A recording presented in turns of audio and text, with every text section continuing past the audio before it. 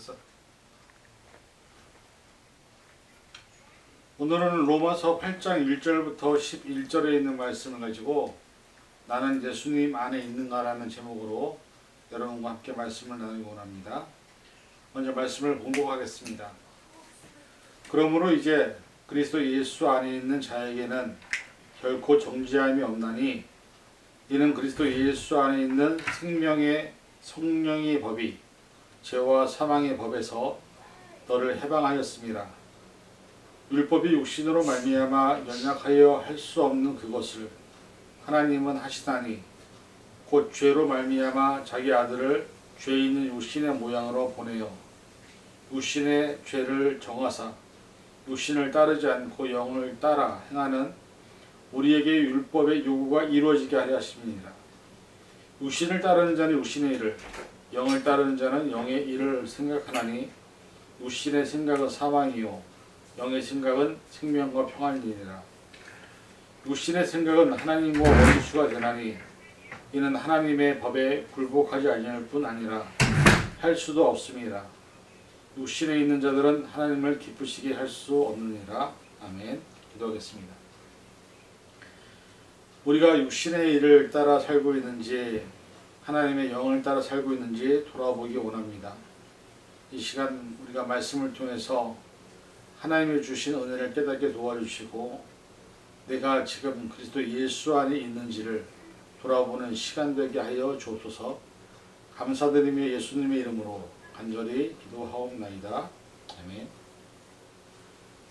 지난주에 우리는 2022년도 첫 주일 설교 제목으로 삶의 이유 예수님이라는 제목을 말씀을 함께 나누었습니다. 우리는 그리스도인, 즉 예수님의 삶을 따라가는 제자들임을 다시 한번 생각해보는 시간을 가졌습니다. 그런데 오늘날 우리의 신앙생활의 모습을 우리가 스스로 돌아보면서 내가 정말로 진실한 그리고 진짜 그리스도인이라고 말할 수 있는 사람이 얼마나 있을까요? 많은 사람들이 스스로 그리스도인이라고 하지만 삶에서 그렇게 살지 못하고 있는 모습을 우리가 더 잘 알고 있습니다. 원종수 권사님이라는 분이 미국에 오셨을 때의 예화를 들은 적이 있습니다. 미국에 처음 오셔서 자신을 픽업하는 차량에 탑승을 했는데 아마도 탑승 픽업을 하시는 분이 이분에 대한 이야기를 또 얼마나 신앙이 좋은 분인지를 이야기를 들었던 모양입니다. 차를 타고 가면서 픽업하는 분이 원종수 권사님에게 질문을 합니다. Are you Christian? 매일 새벽 기도를 하고 신앙 안에서 또 독실한 크리스천의 삶을 살아온 그런 입장에서 크리스천이냐는 질문에 당연히 그렇다고 대답을 했습니다. 그런데 운전을 하시는 분이 조금 이따 다시 질문을 합니다. Are you real Christian? 그런데 이 질문을 들으면서 갑자기 바로 대답이 안 나오더랍니다. 내가 진정한 그리스도인인지에 대한 질문을 자신 있게 답하지 못하는 자기의 모습을 보았다라고 얘기했습니다. 저와 여러분은 예수님 안에 살고 있습니까? 오늘 만약 이 시간에 이미 우리의 모든 것을 다 아시는 하나님께서 우리에게 나타나셔서 너는 정말로 그리스도인이냐? 라고 물으신다면 여러분은 하나님 앞에서 자신 있게 바로 네 그렇습니다 라고 얘기할 수 있는 분이 얼마나 있을까요? 코로나 시대에 많은 사람들이 코로나가 무서워서 교회를 못 가겠다고 합니다. 물론 여러 가지 걱정과 힘든 상황이기 때문에 그것을 강요할 수도 없고 그럴 수도 있다라고 이해를 합니다. 그런데 아이러니하게도 코로나 바이러스 때문에 교회는 못 가는데 식당도 가서 밥도 드시고 여행도 다니시고 돈을 벌기 위해서 직장에도 계속 다닙니다. 하기야 직장은 일을 하면 돈이라도 벌 수 있는 곳이니까 이해가 되지만 또 삶을 살아야 하니까 그런데 반면 생각해보면 교회는 돈을 내는 곳이니까 게다가 예배는 안 드려도 먹고 사는데 아무 문제가 없습니다. 그러니까 코로나가 있다 하더라도 마켓이나 필요한 것을 사기 위해서 위험을 무릅쓰고 운전을 해서 오랜 줄을 서서 물건을 삽니다. 사실 코로나가 너무 심하게 확산되는 상황에서 모든 사람들의 안전을 위해 정부에서는 행정명령을 통해서 집안에만 있으라고 했던 시간도 있었습니다. 그런데 지금은 많은 것이 완화된 그리고 모든 것이 어느 정도 회복된 그렇게 있는 상황에서 요즘은 또 오미크론이라는 바이러스가 좀 더 많은 여러 가지 상황들을 만들고 있는 것도 사실입니다. 그럼에도 불구하고 자신의 삶을 위한 모든 삶은 일상적으로 살아가면서 많은 분들이 교회를 잘 안 다니는 이유는 코로나가 무서워서, 바이러스가 무서워서 안 다니겠다고 하시는 분들이 많이 있습니다. 과연 그 삶 안에 예수님이 계신다고 과연 믿어지십니까? 지난주 우리가 살펴보았던 삶의 이유 예수님이라는 제목, 이 말씀은 우리가 예수님 안에 사는 것이 정말로 얼마나 중요한지를 돌아보는 시간이었다고 생각합니다. 그래서 이 말씀에 이어서 이번 주부터 예수님 안에 또 예수 안에라는 성경 구절을 중심으로 앞으로 우리가 2022년도 어떻게 살아야 되는지를 시리즈로 말씀을 함께 살펴보면서 오늘 이 시간 첫 번째로 오늘 나는 예수님 안에 있는가라는 제목으로 말씀을 살펴보겠습니다. 오늘 본문에는 예수님 안에 있는 사람들에게 주어진 하나님의 놀라운 선물들에 대한 내용들이 나와 있습니다.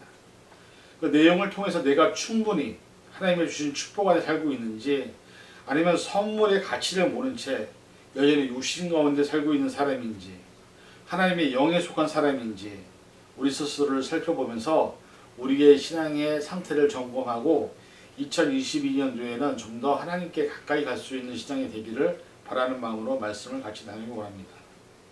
첫째, 그리스도 안에 있는 자에게는 결코 정죄함이 없다라고 오늘 본문은 말씀하고 있습니다. 많은 사람들이 예수님을 영접하고 하나님의 자녀가 되었음에도 불구하고 여전히 내가 죄인이라는 사실 그리고 죄 가운데 지내고 있는 자신의 모습을 보면서 죄책감 그리고 불안감 그리고 더 나아가서 하나님께서 이런 나를 용서하지 않을 것이라는 생각으로 사탄의 유혹에서 벗어나지 못하는 모습들을 많이 보게 됩니다. 사실 우리는 완전한 의인이 될 수 없는 존재인 것은 맞습니다. 그래서 로마서에서 보면 3장 10절부터 20절에 이런 말씀이 있습니다. 기록된 바 의인은 없나니 하나도 없으며 깨닫는 자도 없고 하나님을 찾는 자도 없고 다 치우쳐 함께 무익하게 되고 선을 행하는 자는 없나니 하나도 없도다. 그들의 목구멍은 열린 무덤이요 그 혀로는 속임을 일삼으며 그 입술에는 독사의 독이 있고 그 입에는 저주와 악독이 가득하고 그 발은 피 흘리는데 빠른지라. 화멸과 고생이 그 길에 있어 평강의 길을 알지 못하였고 그들의 눈앞에 하나님을 두려워함이 없느니라 함과 같으니라. 우리가 알거니와 무릇 율법이 말하는 바는 율법 아래에 있는 자들에게 말하는 것이니 이는 모든 입을 막고 온 세상으로 하나님의 심판 아래에 있게 하렵니다. 그러므로 율법의 행위로 그의 앞에 의롭다 하심을 얻을 육체가 없나니 율법으로는 죄를 깨달음이니라. 방금 읽은 이 말씀에서 보면 우리 인간들의 민낯이 잘 나타나 있습니다. 의인도 없지만 깨닫는 자도 없습니다. 그럼에도 불구하고 하나님을 찾는 자도 없습니다. 선을 행하는 자도 없고 혀로 위로하고 격려하기보다는 입에 독사의 독으로 사람들을 대하고 다른 사람의 피를 흘리는 데 집중하고 평강의 길도 가지 않고 하나님을 두려워하지 않는 인간의 죄의 본성을 말씀하고 있습니다. 그런데 이 모습이 바로 우리의 모습입니다. 교회 안에서 믿음 생활을 한다고 하지만 위에서와 같은 모습으로 살아왔던 우리의 죄된 본성이 있었기 때문에 하나님의 거룩한 그 교회가 신앙의 공동체가 망가지고 서로가 서로에게 상처를 주고 하나님의 거룩한 교회가 무너지는 모습을 우리는 수없이 많은 경험을 통해서 보아왔습니다. 결국 우리는 죄인임을 고백할 수밖에 없습니다. 그런데 하나님이 살아계셔서 우리와 함께 하시는 것을 알면서 내가 어떻게 살아왔는지 이미 모든 것을 알고 계시니까 하나님 앞에 내가 그리스도인이라고 자신에게 말할 수 있겠습니까? 하나님이 너는 정말 그리스도인이라고 하신다면 사실 우리는 아무 말도 못하는 죄인임에는 틀림이 없습니다. 그런데 그러한 우리에게 오늘 하나님은 아무도 그렇게 살아온 너를 정죄하지 않겠다고 하십니다. 왜냐하면 이제는 우리가 하나님 안에서 예수님을 구주로 영접함으로 새로운 피조물이 되었기 때문에 과거에 어떻게 살았든지 간에 그 부분은 더 이상 말씀하지 않겠다고 하시는 것입니다. 새로운 피조물이 된 우리에게 이웃과 하나님과 화목하라고 합니다. 더 이상 죄를 짓지 말고 평화의 도구로 화평의 도구로 살아갈 때에 비로소 우리가 새로운 피조물이 된 증거를 삶으로 나타내라고 하십니다. 우리가 이런 삶의 모습으로 우리의 삶의 시간들을 채울 때 하나님은 우리를 택하시며 기뻐하시고 우리를 위해 독생자 예수님이 보내신 부분에 후회가 없지 않을까 싶습니다. 결국 우리가 예전에 죄인의 삶에서 이제는 예수님의 피로 말미암아 새로운 피조물로 살라고 말씀하시는 것입니다. 고린도후서 5장 17절에서 21절 그런즉 누구든지 그리스도 안에 있으면 새로운 피조물이라 이전 것은 지나갔으니 보라 새 것이 되었도다. 모든 것이 하나님께로 났으며 그가 그리스도로 말미암아 우리를 자기와 화목하게 하시고 또 우리에게 화목하게 하는 직분을 주셨으니 곧 하나님께서 그리스도 안에 계시사 세상을 자기와 화목하게 하시며 그들의 죄를 그들에게 돌리지 아니하시고 화목하게 하는 말씀을 우리에게 부탁하셨느니라. 그러므로 우리가 그리스도를 대신하여 사신이 되어 하나님이 우리를 통하여 너희를 권면하시는 것 같이 그리스도를 대신하여 간청하노니 너희는 하나님과 화목하라. 하나님이 죄를 알지도 못하신 이를 우리를 대신하여 죄로 삼으신 것은 우리로 하여금 그 안에서 하나님의 의가 되게 하려 하심이라 말씀합니다. 여러분 2022년도 하나님은 우리가 지금까지 어떻게 살아왔든지 그 모습의 삶에 대해서 더 이상 정지하지 않으십니다. 우리에게 바라시는 삶은 과거의 삶에 얽매여서 그 모습에서 벗어나지 못해서 여전히 죄인으로 사는 삶이 아니라 이제는 하나님의 영광을 위하여 하나님께서 주신 사명을 이 땅에서 잘 감당하라는 하나님의 선한 일꾼으로 살기를 바라시는 것입니다. 이 사실을 기억하시고 더 이상 과거의 죄에 얽매인 삶이 아니라 새로운 피조물로서 2022년 새롭게 주신 삶의 최선을 다하는 저와 여러분이 될 수 있기를 간절히 부탁을 드립니다. 둘째는 그리스도 안에 있는 생명의 성령의 법이 죄와 사망의 법에서 우리를 해방하였다라고 합니다. 여러분 우리가 세상에 살아가면서 사실 많은 사람들 관계에서 나도 모르게 다른 사람에게 상처도 주지만 상처를 받기도 하는 존재입니다. 때로는 가까운 가족으로부터 그리고 생각해보면 나와 함께 가까웠던 사람들에게 상처를 받는 경우가 많습니다. 여러분 생각해보세요. 길을 가다가 처음 만난 사람에게 상처받은 적이 얼마나 있습니까? 나름대로 상처를 받게 된 관계는 가까이 함께 생활했고 나를 알고 있고 오랫동안 나와 함께 했던 사람들에 대한 기대와 바람이 있는데 그런 것들이 그들에게서 나타나지 않을 때 또 그런 것들이 보이지 않을 때 내가 부탁했던 것들이 때로는 말이나 행동으로 우리가 원하지 않는 대답을 할 때 우리는 상처를 받기도 하고 상처를 주기도 하는 것이 바로 우리들입니다. 그러한 상처들이 쌓이고 내 안에서 해결되지 않으면 나도 모르게 민감해지고 나도 계속해서 다른 사람에게 상처를 주는 것이 우리의 모습이죠. 그런데 오늘 본문에서는 그 상처와 아픔, 말 못하는 힘든 그 모든 것을 치유할 수 있는 것이 뭐냐? 성령의 법이 우리 안에 있다라고 말씀합니다. 여러분 우리가 잘 아는 것처럼 사람이 사람을 변화시키지 못합니다. 수많은 사람들이 사랑해서 결혼을 하지만 결국 이혼하는 이유가 뭐라고 생각하십니까? 이유는 간단합니다.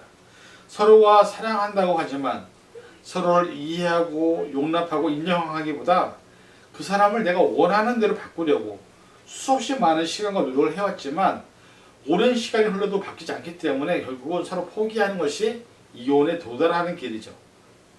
여기서 중요한 한 가지는 사실 상대방도 나에게 계속 뭔가 바뀔 것을 요구했지만 자신도 안 바뀌고 나도 안 바뀌니까 결국은 바뀌지 않는구나 어쩔 수 없다고 하는 것을 인정하고 같이 살면 되는데 그 현실을 받아들이지 못하기 때문에 결국 이혼을 하게 되는 경우를 많이 보게 됩니다. 사람과 사람이 서로 다른 환경과 다른 집안의 상황에서 자라서 만났는데 아무리 사랑한다고 해도 서로 함께 살아가는데 각자 자신의 입장도 있고 생각도 있고 주장을 내려놓지 않으면 절대로 함께 살아갈 수 없는 존재가 바로 우리들의 모습이죠. 이 안에서 발견되는 것은 우리 인간이 참으로 연약하다는 사실입니다. 나약하다는 사실입니다. 그런데 사람들은 우리가 무엇이든 다 할 수 있다고 착각을 합니다. 내가 사랑하는 사람 하나 마음조차 헤아리지 못하고 받아들이지 못하면서 내가 무엇이든 다 할 수 있다고 얘기하는 것 자체가 잘못된 것이 아닐까요? 이러한 존재가 바로 우리들인데 우리가 어떻게 우리 스스로 죄와 사망의 법에서 우리를 해결할 수 있겠습니까?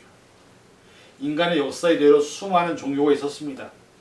그중 아마 불교는 나름대로 인간이 가지고 있는 죄성 그리고 여러 가지 욕심과 사람과의 관계 안에서 스스로 그 문제를 해결하기 위해서 해탈이라는 것을 위해 노력한 종교가 아닐까 싶습니다.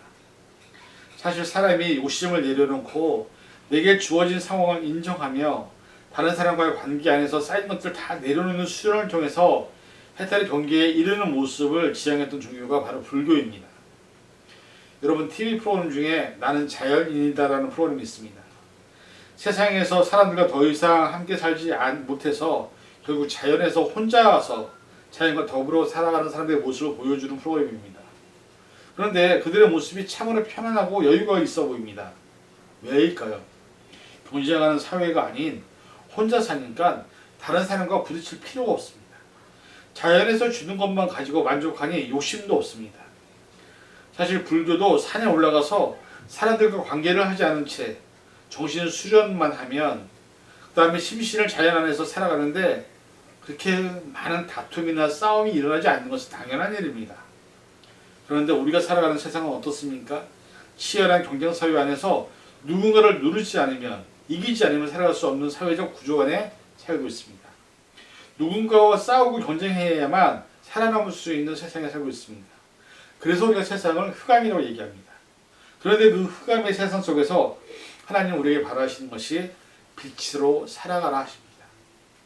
사도행전 13장 47절, 주께서 이같이 우리에게 명하시되 내가 너를 이방의 빛으로 삼아 너로 땅끝까지 구원하게 하리라 하셨느니라 하니. 요한복음 12장 46절, 나는 빛으로 세상에 왔나니 물은 나를 믿는 자로 어둠에 거하지 않게 하려 함이로다. 이 두 말씀은 저와 여러분들이 세상의 빛으로 부름받은 존재이고 이것이 그리스도인의 정체성이라는 것입니다. 성령의 내재하심으로 말미암아 우리는 새롭게 거듭난 하나님의 편지이자 세상의 빛과 소금으로 부름을 받은 존재라는 사실을 잊으면 안 된다는 것입니다. 이 사명을 위해서 우리에게 2022년도 새로운 시간을 허락하실 줄 믿습니다.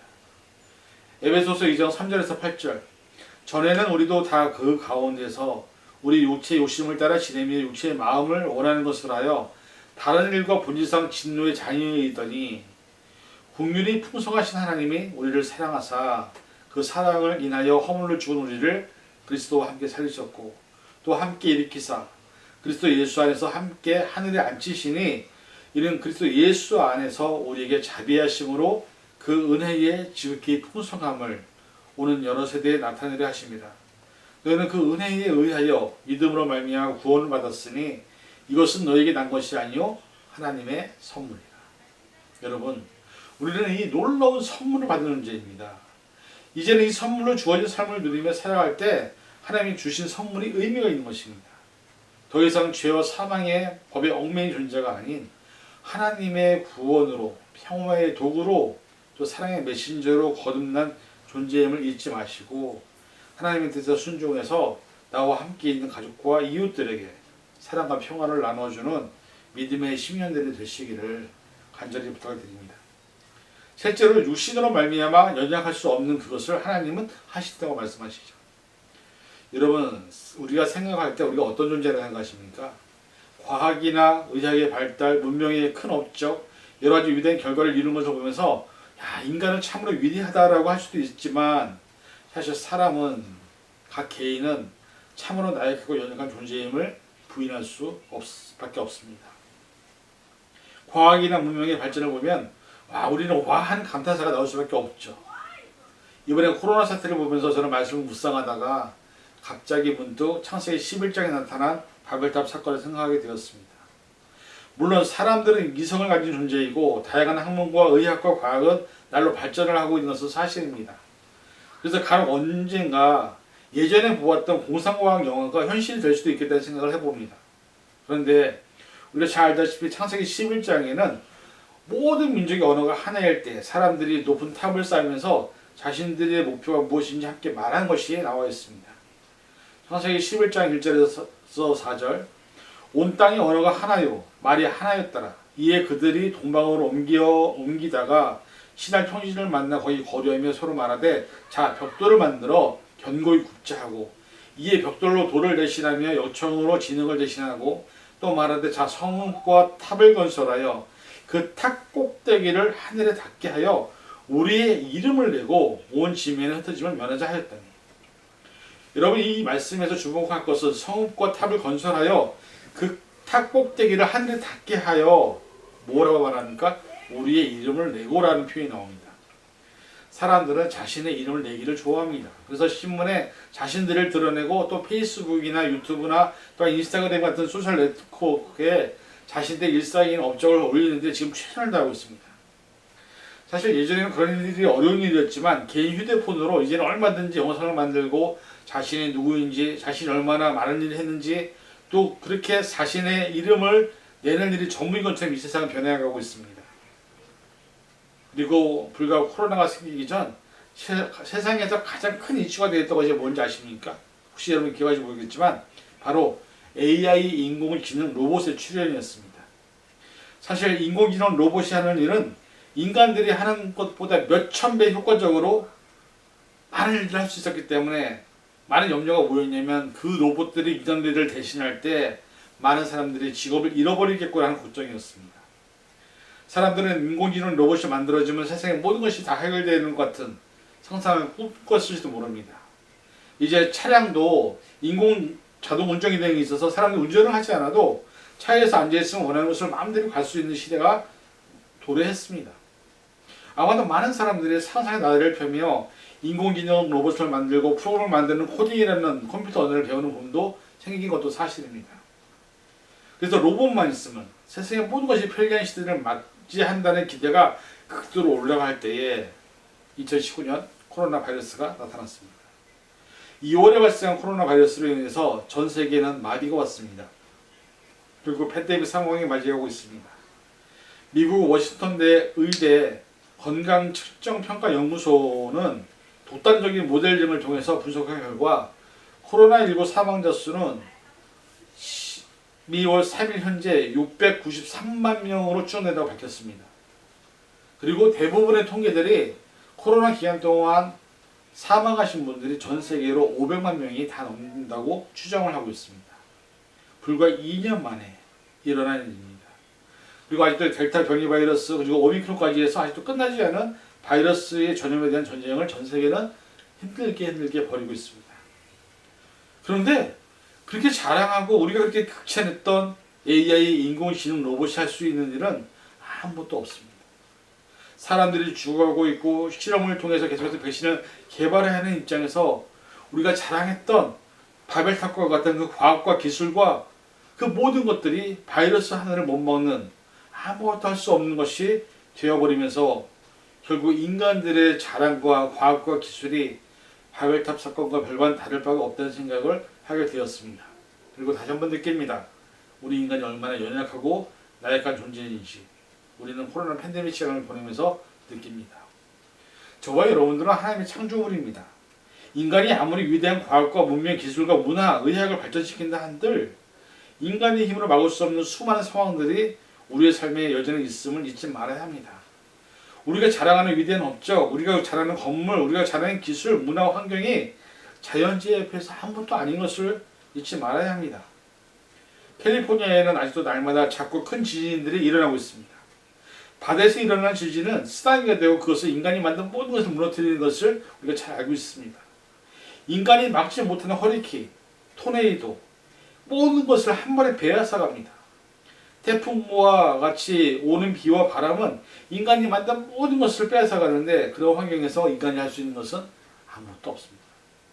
화산이 폭발하군요. 또 캘리포니아 이번에 가뭄이 좀 비가 많이 와서 해결됐지만 가뭄이 때로 왔을 때 또 너무나 많은 비가 오므로 인해서 전 세계는 지금도 자연의 지혜 앞에서 아무것도 못한 채 가난과 전쟁과 경제적인 부익부, 빈익분, 그 다음에 종교적인 갈등과 혼란 속에서 사람들의 죽음을 맞이하고 있습니다. 이 모든 환경에서 우리가 무엇을 할 수 있습니까? 내 문제, 내 가정의 문제만 해결하지도 못하면서 수많은 문제를 가지고 있는데 다른 사람들의 문제까지도 우리가 할 수 있는 것은 아무것도 없습니다. 중요한 것은 이 모든 문제를 해결할 수 있는 분은 오로지 하나님 한 분뿐이라는 사실입니다. 저와 우리 가족의 문제, 나라의 문제, 지금 전 세계의 난제들의 문제들을 우리로서 인간으로서 할 수 없지만 하나님으로부터 할 수 있다는 사실을 우리는 잊지 말아야 합니다. 그 사실을 기억하고 2021년도를 살아가야 될 줄로 믿습니다. 결론을 맺습니다. 인간으로서 할 수 없는 모든 문제를 해결할 분은 하나님이시고 우리를 만드시고 우리의 삶을 이끌어 가시는 분도 하나님이십니다.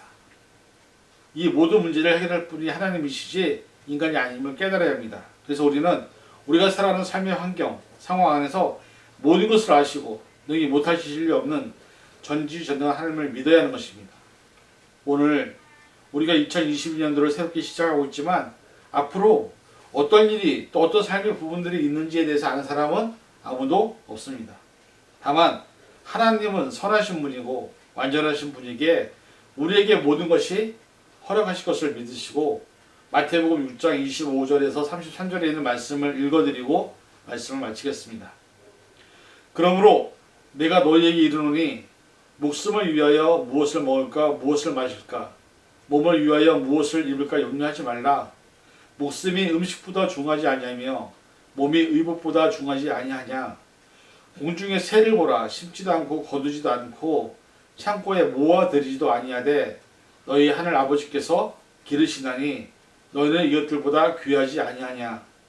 너희 중에 누가 염려함으로 그 길을 한 자라도 더할 수 있겠느냐. 또 너희가 어찌 의복을 위하여 염려하느냐.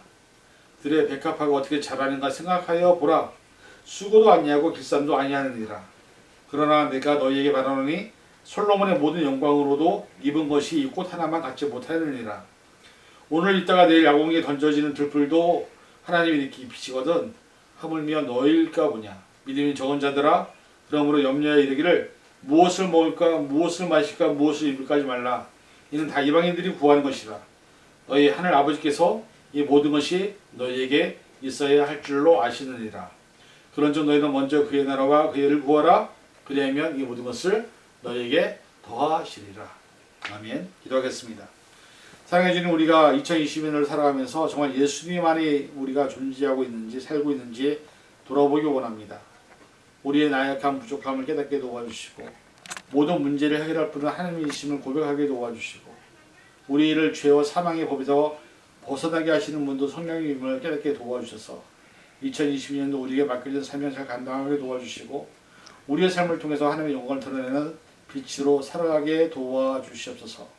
모든 감사드리며 예수님의 이름으로 간절히 기도하옵나이다. 아멘.